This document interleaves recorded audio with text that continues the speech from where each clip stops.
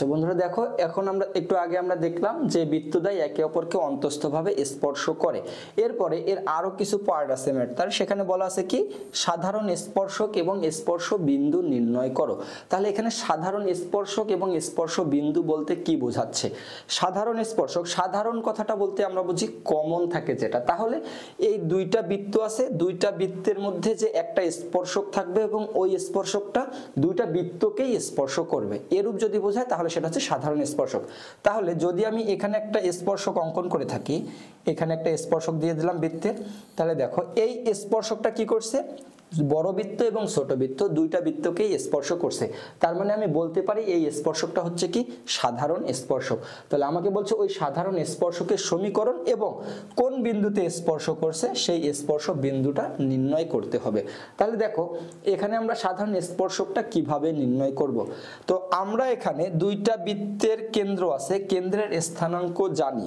তাহলে আমরা যদি কোনোভাবে কেন্দ্রের স্থানাঙ্ক দ্বারা যেই সরল রেখাটা গঠিত হয়েছে সেই সরল রেখার সমীকরণ নির্ণয় করতে পারি, অর্থাৎ এই সরল রেখার সমীকরণ নির্ণয় করতে পারি, তাহলে এই সরল রেখার উপর লম্বই কিন্তু হচ্ছে আমাদের কি স্পর্শক। কারণ যদি কোনো স্পর্শক হয় এবং সেটা ওই ব্যাসার্ধের যে সরলরেখা হবে সেই সরলরেখা দিয়ে যায়, তাহলে অবশ্যই তার সাথে লম্ব হতে হবে। তাহলে এখন আমরা যদি বলি যে এই বিন্দু এবং এই বিন্দু বা দুই কেন্দ্রগামী যে বিন্দু আছে, সেই দুই কেন্দ্রগামী যে সরলরেখা আছে সেই সরলরেখা আর লম্ব রেখা হবে আমাদের কি স্পর্শক। তাহলে আমাদের সেই স্পর্শকের সমীকরণ নির্ণয় করতে হবে।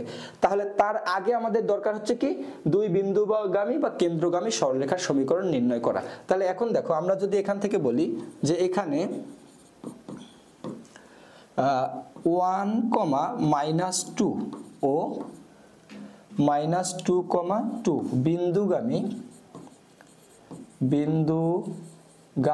রেখার সমীকরণ।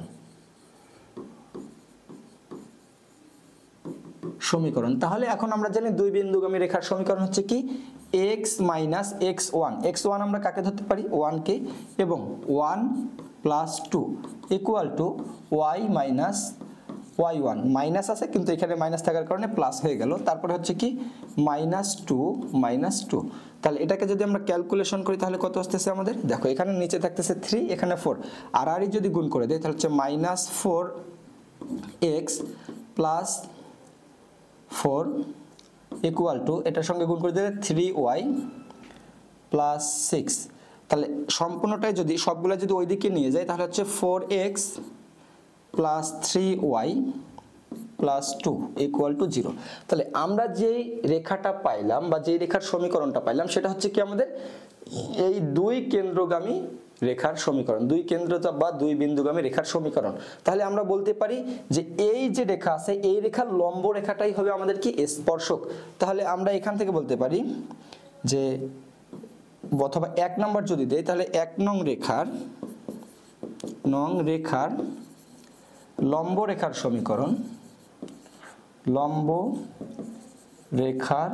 সমীকরণ হবে স্পর্শক। তাহলে এর লম্ব রেখার সমীকরণ কি হবে, আমরা সরল রেখাটা যেটা দেখছি সেটা হচ্ছে কি 3x - 4y + k = 0। এখানে লম্ব রেখার সমীকরণটা বাইর করছি কিন্তু লম্ব রেখার সমীকরণটা আমাদের ফুলফিল হয়নি, কারণ এখানে আমরা যদি k এর মানটা বাইর করে বসাই দিতে পারি তাহলে আমাদের লম্ব রেখার সমীকরণ হয়ে যাবে। তাহলে এই k এর মানটা আমরা কিভাবে বাইর করব, তো দেখো এখান থেকে দেওয়া আছে কি যে এটা যদি আমাদের সেই লম্ব রেখার সমীকরণ হয় তা আমরা বলতে পারি যে এই লম্ব রেখা থেকে এই বিন্দুর দূরত্ব হচ্ছে কত 6 একক, অথবা এই লম্ব রেখা থেকে এই বিন্দুর দূরত্ব হচ্ছে কত 1 একক। আমরা এই শর্তের মাধ্যমে লম্ব এই যেখানে কে আছে কে এর মানটা নির্ণয় করতে পারি। তাহলে এখন দেখো আমরা বলতে পারি এটা হচ্ছে লম্ব রেখার সমীকরণ যার দূরত্ব কত 1, -2 বিন্দু হতে 6 একক। তাহলে এখন আমরা লম্বের দূরত্বের একটা সূত্র জানি, সেই লম্বের দূরত্ব সূত্রটাকে হচ্ছে কি সেটা হচ্ছে d = ax1 + by1 + c ভাগ √/a a square plus b square. D হচ্ছে কি দূরত্ব, তাহলে এখানে দূরত্ব কত দেওয়া আছে 6, তাহলে আমরা এখানে 6 বসাইতে পারি equal to A x one.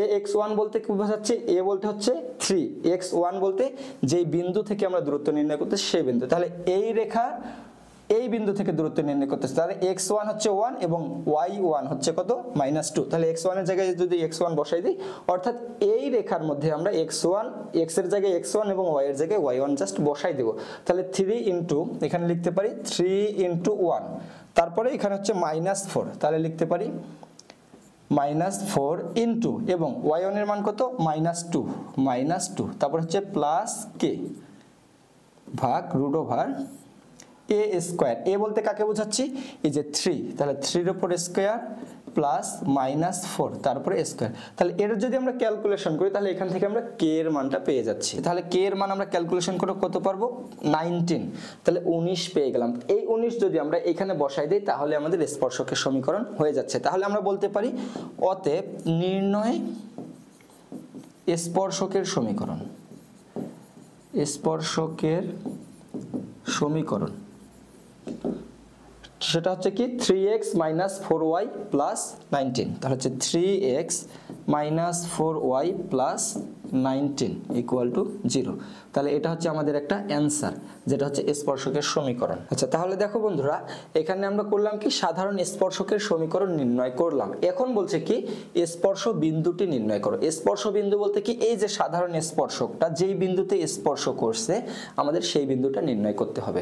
তো দেখো আমরা এর আগে যেই ম্যাথগুলো করছিলাম সরলরেখার মধ্যে আমরা দেখছিলাম যদি দুইটা সরলরেখা একে অপরকে ছেদ করে এই ছেদবিন্দু নির্ণয় করার জন্য এই রেখা এবং এই রেখা সমাধান করে যেই x এবং y এর মান পাইতাম সেটা হচ্ছিল আমাদের এই বিন্দু। তাহলে এখানে দেখো একটা রেখা দেওয়া আছে, সেটা হচ্ছে এই রেখাটা যেটা আমরা নির্ণয় করছি, এবং আরেকটা রেখা হচ্ছে এটা, এই রেখাটাও আমরা নির্ণয় করছি বা ওই দুই রেখার সমীকরণ নির্ণয় করছি। তাহলে আমরা যদি এই রেখা এবং এই রেখা এই দুই রেখা সমাধান করি তাহলে তাদের এই ছেদবিন্দুটা পেয়ে যাব, এবং এই ছেদবিন্দুটাই হচ্ছে আমাদের স্পর্শক বা সাধারণ স্পর্শকের সমীকরণ। তাহলে দেখো আমরা যেই দুই বিন্দুগামী অথবা বলতে পারি যে কেন্দ্রগামী সরলরেখার সমীকরণ সেটা পাইছিলাম কি 4x + 3y + 2 = 0, এবং স্পর্শকের যে সমীকরণটা পেলাম সেটা হচ্ছে কি 3x - 4y + 19 = 0। তাহলে এই দুইটা সমীকরণ যদি আমরা সমাধান করি, অর্থাৎ আমরা যদি এখানে একটা নাম দিই যে 1 নম্বর সমীকরণ, এটাকে নাম দিলাম 2 নম্বর সমীকরণ, তাহলে 1 এবং 2 যদি আমরা সমাধান করি তাহলে আমরা x এবং y এর মান পেয়ে যাব। তাহলে এখানে থেকে বলতে পারি যে 1 ও 2 হতে, তাহলে আমরা যদি এই দুইটা সমীকরণ সমাধান করি তাহলে একটা x এবং y এর মান পাবো, এবং এই x এবং y এর মান কি হবে x, y আমরা বলতে পারি হচ্ছে যদি সমাধান করি তাহলে পাবো -13,5 এবং একটা হচ্ছে 14,5। তাহলে এই যে বিন্দুটা পাইলাম এই বিন্দুটাই হচ্ছে আমাদের কি সাধারণ স্পর্শকের বিন্দু বা স্পর্শ বিন্দু, যেখানে কি করছে স্পর্শ করছে। তাহলে আমরা এটাকে আরেকটা অ্যানসার বলতে পারি।